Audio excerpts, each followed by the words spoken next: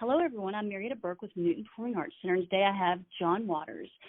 John, you have an upcoming show with us on February 4th. Can you tell us a little bit more about that?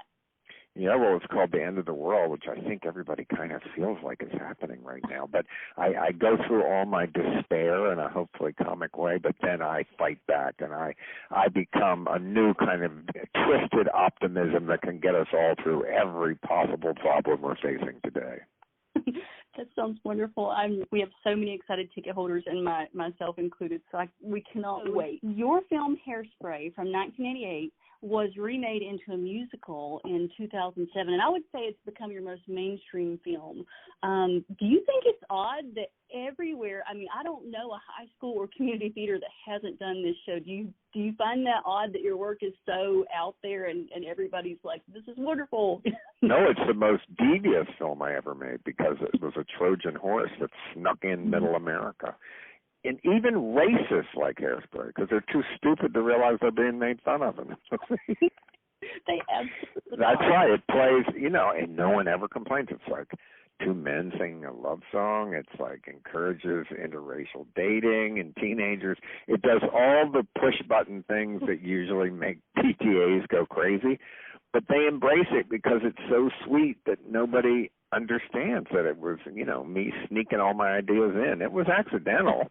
It was the only time I ever made a movie that had that kind of crossover appeal. But you don't know. Pink Flamingos just got named by the National Registry as one of the great American films. And, Pink Flamingos is worse now, not better. It is. I was actually in a local production of Hairspray, and I got to be Velma, and it's the first. Oh, wow, you got the good part. The villains are always the best part. That is the only part I auditioned for, and I thought, if I don't get chosen for this, I'm not going to do anything else. But I got that's great, yeah. Work things on stage and into a mic. Well, good. Yeah, Velma is a good part. And Debbie Harry, of course. I can. I'm having this big show at the Academy Awards Museum next year, and her wig is going to be in it from that movie. So we luckily that's saved and preserved.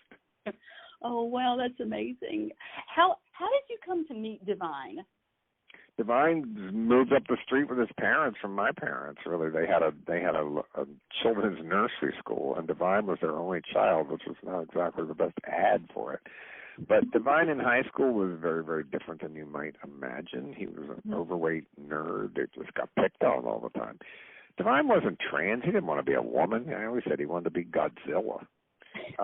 Divine would be for the trans movement, but he had no desire to be a woman. He never lived in drag or anything. At the end, he was wearing expensive. That's why RuPaul has, beside bringing wonderfully drag to middle America, RuPaul has a great look out of drag, and most drag queens do not. And I think that is a huge part of his crossover appeal, because RuPaul doesn't go in drag either unless he's working. He doesn't make appearances in drag. He comes as a very elegant man. Speaking of your film, Pink Flamingos, I read that it was rated NC-17 for, and I quote, a wide range of perversions and explicit detail. Is it your intention to shock audiences?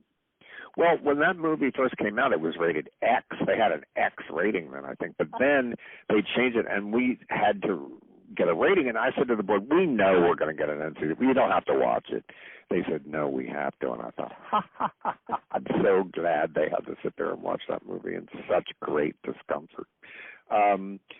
My goal was always to surprise people and use wit to make them change how they thought about other people. So, yes, I learned in grade school, a very good grade school. I went to an English class, the term shock value, which I named my first memoir about. And it was, you say one thing shocking to get people's attention, and then they will listen. Well, I just paid too much attention to that lesson. Sundance Channel, and they called and said, they asked the directors, could they cut the fellatio soon and the artificial insemination? I said, yeah, you can cut it. But they forgot to. Oh. So I'm just trying to imagine, like, families channel surfing, and then they get to the singing anus. What's that, Dad? Oh, nothing. Oh my God. Here, we'll just mute it and I'll stand in front of the TV. Really well, muting it wouldn't help that scene. Oh my God. So I know that artists tend to be critical of themselves. How do you feel about seeing your films in completed form? Do you see things that you want to change? Well, I don't really ever just sit around and watch my own movies. The only time I ever see them now is if I'm at a festival and I'm honored or something and I have to appear and answer questions or something.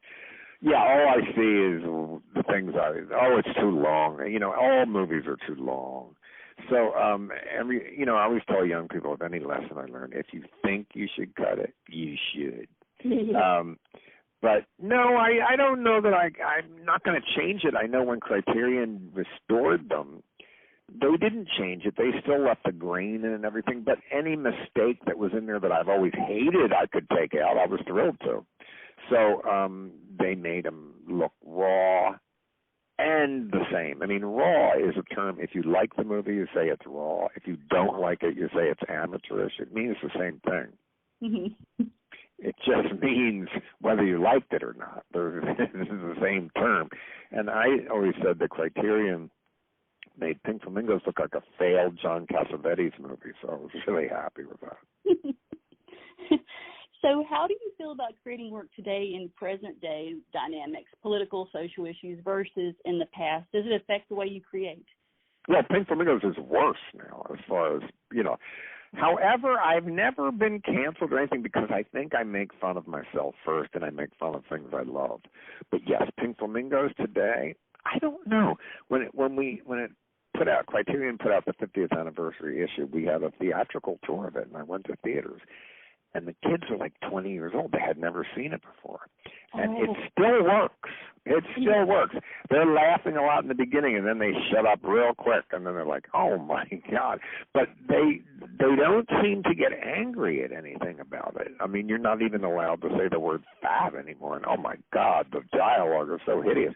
So, but for some reason, Variety just did an amazing new thing where they wrote the meanest review of it ever when it first came out. But we put in the ad, said the most vile, stupid film in film history or something like that. Well, this year they did a thing saying we were wrong and it's one of the best 100 films ever, which was delightful and hilarious to me. I liked the first review and they thought it was the worst movie ever made. But then when they said it was one of the 100, I like both. I just don't like the middle. Exactly, yeah. I would hate it to be the 300th best movie. Well, even that would be, I guess, the 1,000th best movie. When does the worst list start? When do you come in last in the worst list? When does worst and best? What is that number where they switch over? That's where I don't want to be. Oh, my goodness. So I only have one last question. All right. I have to ask. Is Johnny Depp as cute in person as he is on the screen? Well, I think so. I have not seen Johnny Depp in person in at least 5 years. The last time I saw him, I don't remember, it was when he did, no, that was on film, though. Yes would be the answer, yes. I think, and you look at him in Cry Baby, I mean, could anybody ever be, but, he was having so much fun making fun of himself being cute in that movie, which is what he wanted to do, because at that time, he was Justin Bieber. I mean, he was the teen idol of America, which he hated. So I always said to him, well, stick with us, we'll kill that. And we did in the right way because he made fun of that image, and then Tim Burton hired him, and then he became a serious actor. He was a serious actor in Cry Baby, but he was making fun of that image, which you should always do. Tracy Lords made fun of her image from escaping porn in Cry Baby. Patty Hearst made fun of being a celebrity for something. Who wants to be a famous kidnap victim, So she made the movie so that she could at least do something with a thing and make fun of it itself, which she did. So if you can ever take what they use against you and exaggerate it and embrace it, then you win. They can't use it against you anymore. Yes. Well, John, you have such a prolific work and of films, books, everything. We were just so happy that you're coming to Newton Performing Arts. Well, me too, and my fans are great. They're smart. They always get dressed up, get your roots done. Hairdressers are essential workers. Make sure you patronize them before you come. Absolutely. Well, thank you so much for speaking with me in this interview, and we'll look forward to Thank you so much. Bye-bye. Thank you. Bye.